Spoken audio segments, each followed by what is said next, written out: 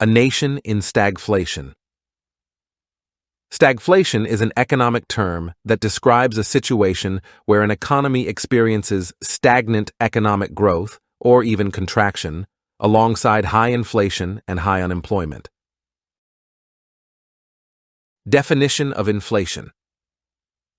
There are several measures of inflation commonly used by economists and policymakers to gauge changes in the overall price level of goods and services in an economy. The only one of importance for this discussion is the Consumer Price Index, CPI. Consumer Price Index, CPI. The CPI measures the average change over time in the prices paid by urban consumers for a basket of goods and services. It covers a wide array of items including food, housing, clothing, transportation, medical care, recreation, education, and communication. CPI is often used to track changes in the cost of living and is widely used by governments for adjusting Social Security benefits, tax brackets, and other payments. In the United States, inflation remained relatively low and stable from 2016 through 2019. Inflation rates generally hovered around the Fed's target for the CPI rate of 2%, although there were some fluctuations due to factors such as energy prices and tariffs. The CPI inflation over the 4 years during this period was 7.8%. Between January 2020 and March 2024, the CPI inflation was 19.9%, per the U.S. Bureau of Labor. Inflation disproportionately impacts the low and middle class by increasing the cost of essential goods and services like food, utilities, and housing. This can strain household budgets, reduce purchasing power, and contribute to financial instability for those already living on limited incomes. For the low and middle class, who typically allocate a larger portion of their income to food purchases, even slight increases in food prices can strain their budgets. Inflation in food prices forces families to compromise on the quality or quantity of their meals, potentially leading to nutritional deficiencies or reliance on cheaper, less healthy options. A $5 hamburger in 2015 would cost $5.39 in 2019, whereas a $5 hamburger in 2019 would cost $6 in 2024. Utilities such as electricity, water, and gas are essential for everyday living. Inflation can cause the cost of these utilities to rise, impacting households across the income spectrum. For low and middle-income families, higher utility bills consume a larger proportion of their income, leaving less money available for other expenses or savings. Inflation-driven increases in utility costs also exacerbate energy poverty, where households struggle to afford basic energy needs, leading to difficulties in maintaining comfortable living conditions or meeting other financial obligations.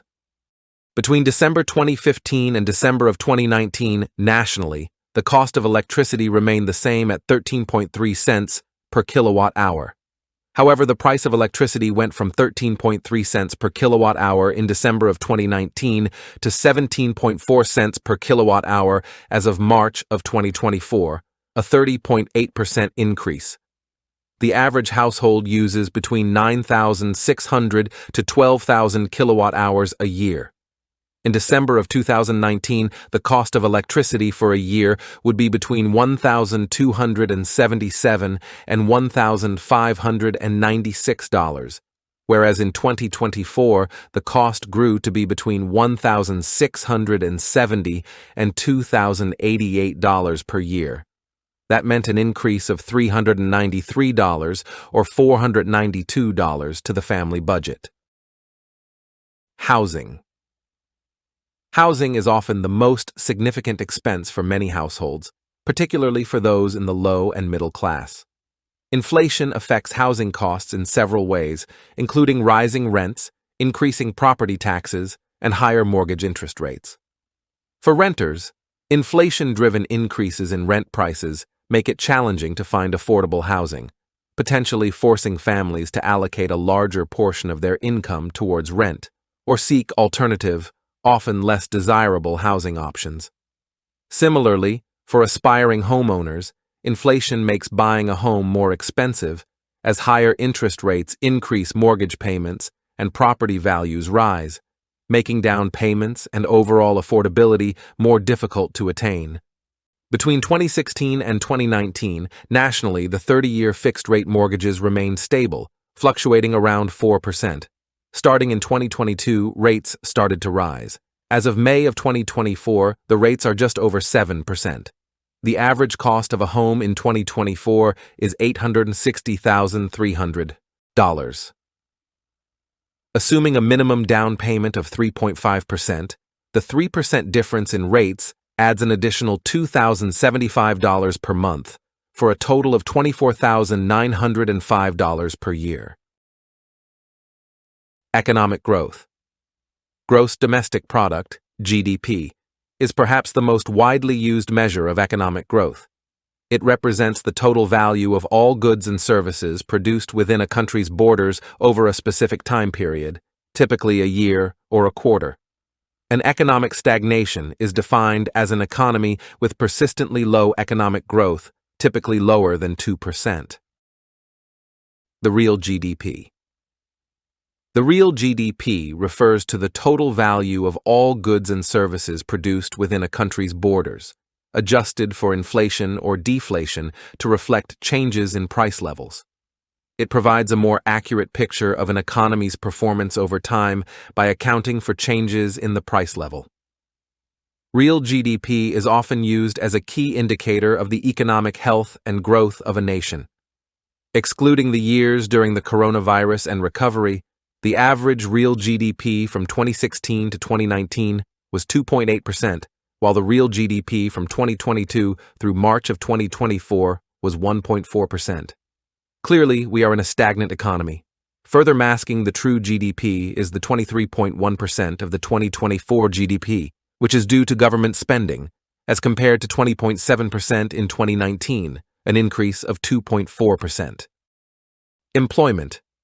The official unemployment rate, U3, shows the total number of unemployed people as a percentage of the labor force.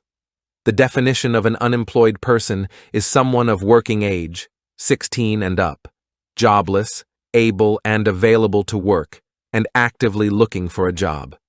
Actively looking for a job is key.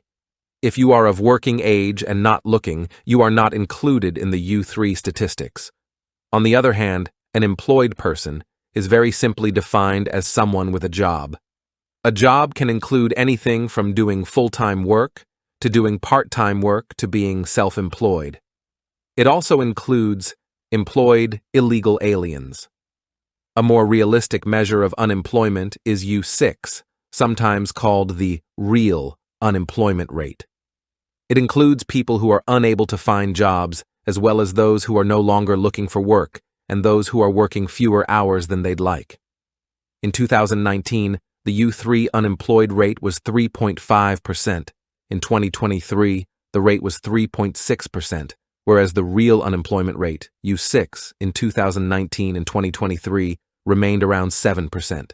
The current labor force participation rate is right around 63%, the lowest rate recorded since October 1971. That means that about 37% of people aged 16 and older are not working or looking for work. In other words, millions of Americans are actively choosing not to work, even though there are plenty of jobs available. In 2021, 7.8 million illegal immigrants were in the workforce. Since then, the population has increased due to the large number of border arrivals post-pandemic. More recent data is not available. The stock market is booming. In fact, from 2019 to 2023, the Dow is only up 1% after inflation. A 1% increase in the stock market after inflation over the 4-year period indicates anemic growth. It suggests that, accounting for inflation, the real value of investments in the stock market only increased by a small margin during that time frame. This indicates a period of low returns or volatility in the stock market, influenced by various economic factors such as geopolitical events, changes in monetary policy, or shifts in investor sentiment. The state of the nation. For the last several years, the nation has been in a state of stagflation masked by massive deficit spending and illegal immigration, driving up inflation and artificially distorting employment and GDP statistics. The shame is that it is self-inflicted. The nation faces a paradoxical situation where traditional monetary policies aimed at stimulating growth has exacerbated inflation, while attempts to combat inflation further stifles economic activity and worsen unemployment. The open borders policies have inflated the job pool, displacing American-born workers, especially in sectors where immigrants are willing to work for lower wages, discouraging native-born Americans who are leaving the job pool. Massive deficit spending, employed as a short-term measure to stimulate the economy during the coronavirus, as well as the continuing deficit spending, with no corresponding increases in productivity, has contributed to inflationary pressures. After World War I, Germany experienced hyperinflation, reaching a peak in 1923 when prices doubled every few days.